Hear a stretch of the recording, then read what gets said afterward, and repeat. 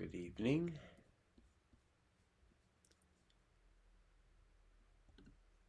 Steve here.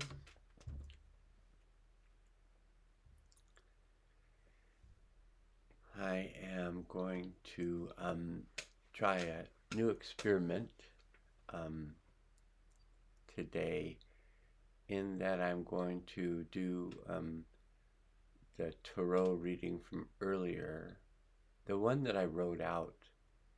And because I have it on the screen in a way in which I can read the screen but still have the recording taking place, but I can't see myself being recorded, which is actually a pleasure. Although I won't know any of the kind of stranger things I might do when I look at them later and realize I wasn't watching out for myself, or I wasn't watching myself.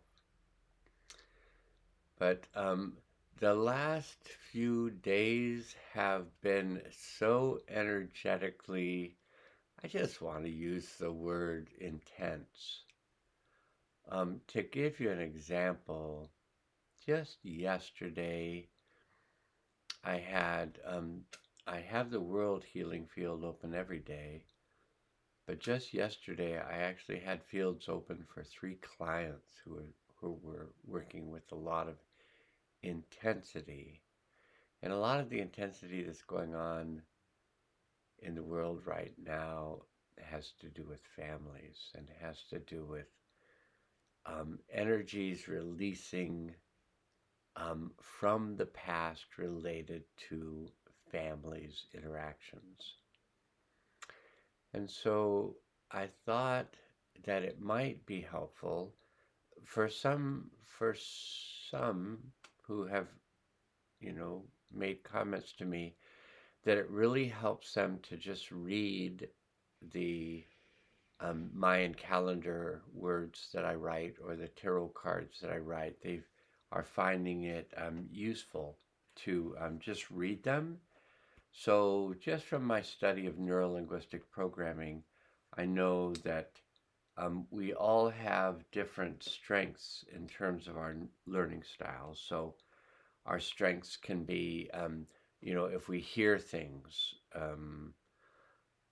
we might retain them better. If we see things, if we see graphs, if we're more visual, we might retain things better. Or if things have an energetic effect on us, like an emotional effect, we might retain things better. So I've had some people saying how useful it was for the things that I've written out. And then I wanted to come up with a way that I could actually record, myself speaking, for those who the auditory is better. And some people like to just, play podcasts as they drive in their car. So today in the tarot reading, I pulled 2 cards, and I asked for the first card to be a message from the higher realm. And then I said I would like a message from the higher realm and a message from the earth realm. And so I cut the deck, and the card that came up from the higher realm was the One of Trumps. And the One of Trumps is the Magician. And the Magician represents the principle of communication and timing.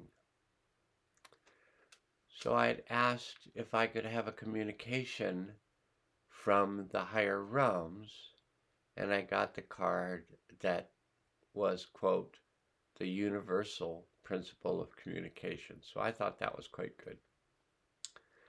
So in the card, and I don't actually have the cards here, I have them upstairs in a drawer, but I can describe a little bit the card of the Magician. And so you'll see the golden figure of Mercury, the winged messenger from Greek mythology, which represents communication that is inspired, resilient, and well timed. So, this symbol represents an individual's ability to communicate either in oral or written form. And so, I'm doing both with this particular communication. And the magician is surrounded by 10 tools. So, in the card for the magician, it's the magician is surrounded by 10 tools. And then in the book, it talks about them. And so, the first tool is the coin. And the coin represents practical endeavors and finances. The second tool is the lighted lantern, and they, uh, you know, I'm looking for. You might be saying it already, but kind of the genie in the lantern. You rub the lantern, and this genie comes out. And it could be I Dream of Genie, or it could be that other one I'm looking for that I can't recall right now, even though I had my mushrooms today. But the lighted lantern invites communication that inspires genie or genius. So the lantern, the ability to look at our communication, can inspire us to bring forth maybe thoughts that we've not either noticed ourselves having before, like new thoughts, new thinking. And it makes me think of the book that I've been reading, Man and His Symbols, that was partially written by Carl Jung. And he talks about this poor relationship that has been present between the conscious mind and the unconscious mind. And those words may have certain meanings to you. They will probably have different meanings to everybody. But the unconscious mind is sometimes spoken about as the mind of the dream. So when we go into the dream world at night, we're having more interaction with our unconscious mind. And as we begin to see the unconscious mind as an aspect of ourself, I think the unconscious mind has been seen to be the dark place.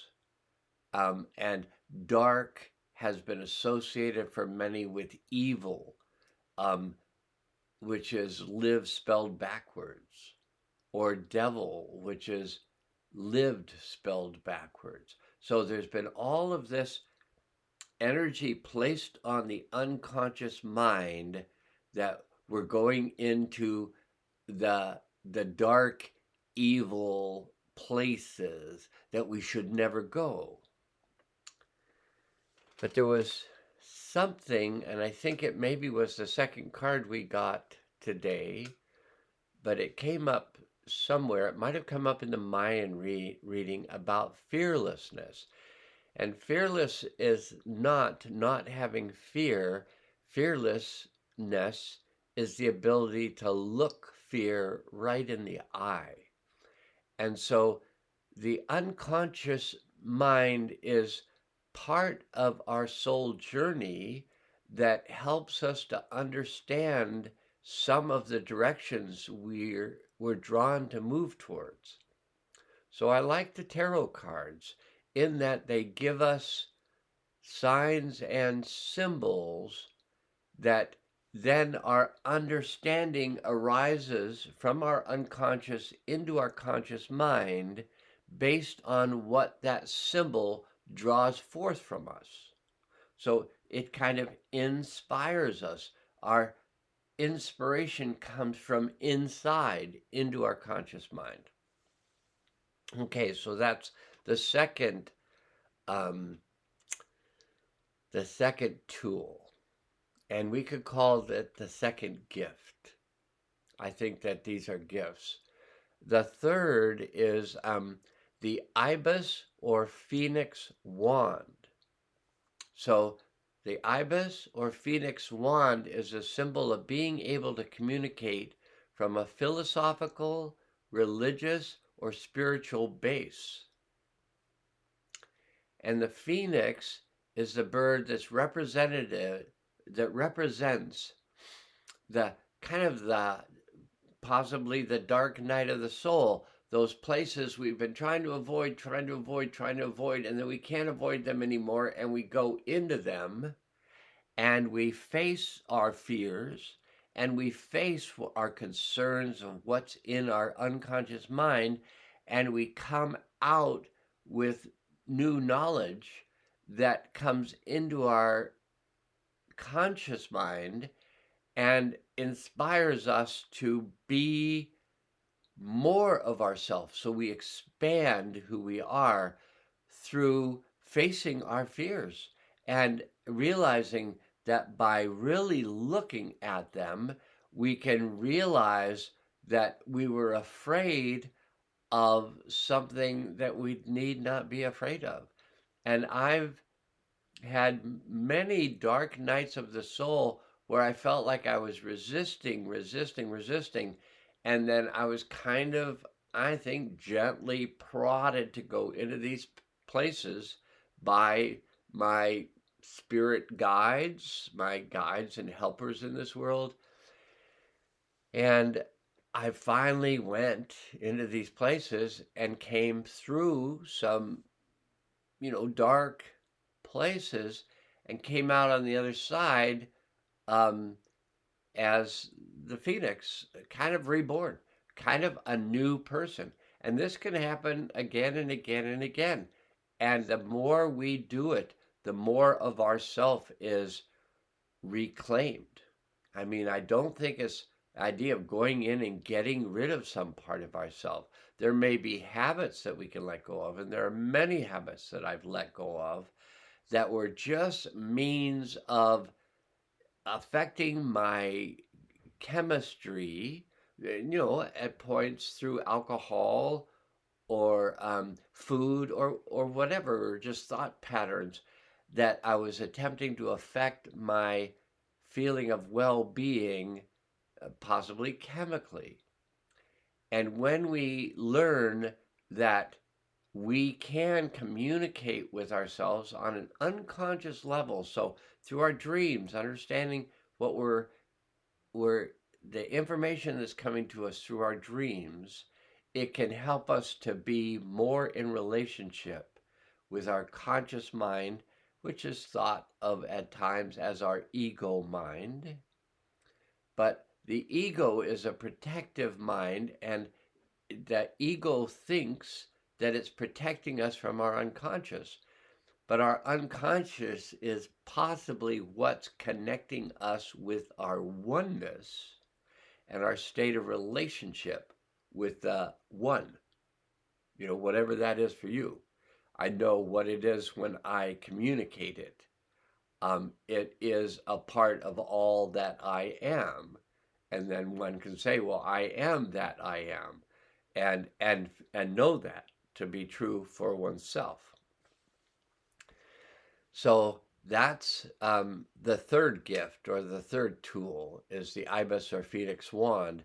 The fourth gift is the arrow directed at the eye of Horus, which represents direct and honest communication, which is well timed. So it's kind of like the arrow hits the bullseye, the eye of Horus.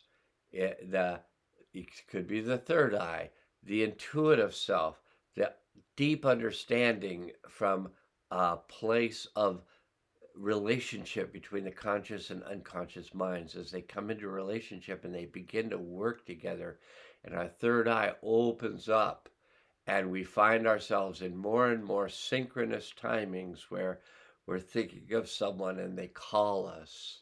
And it just happened again this morning where I was thinking I should send a text and see how this person's doing. And I open up my phone, and as I open up my phone, a text comes in from that person in that moment. So these kind of things happen more and more and more the more we come into relationship between our maybe ego, identity, conscious mind trying to be in control, and our unconscious mind attempting to bring us information that it would be useful if we could relax the conscious mind and let that information come in and then determine its usefulness when it arrives rather than hold it out because it's not going to be useful, it's not going to be useful. And how can one know unless one receives the communication whether it's going to be useful or not? So the arrow directed at the eye of Horus. Now, gift number 5 is the winged eye of Horus. So it's the eye of Horus with wings, with a dove within it, which represents articulate communication of inspired vision. So we begin to see this future that we're moving towards. And I feel like we'll oftentimes see this vision of this world we're moving towards in the dream world. But then when we come into the more conscious world, the conscious mind makes up the meaning of that dream, and we can possibly lose that articulate communication of the inspired vision by bringing it down to something the conscious mind can, get its head around. That's number 5, gift number 5. The dove, to me, which represents peace, in the winged eye of Horus, which represents the future that I choose to see. Now, the gift number 6 is the floating scroll, which is the power of communication that is written. And that's what that is. Power of communication that is written, and that's what I've been doing the last few days with the tarot reading and the Mayan calendar. Gift number 7 is the winged egg, which reminds us that all communication is prompted by our essence and being reformed and delivered. The egg. So the egg is a symbol, a sign or a symbol of this gift of communication that's being prompted from deep inside, and it's being reformed and delivered in the appearance of an egg. So an egg represents a new form. Gift number 8 is the cup with the coiled serpent. So the cup oftentimes represents emotions.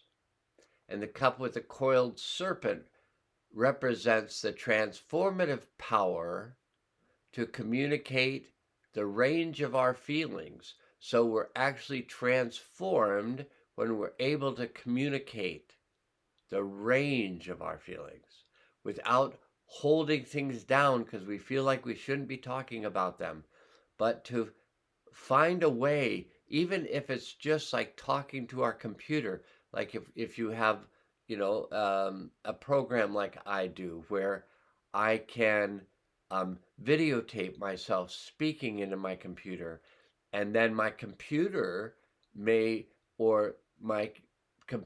just represent me with the ability to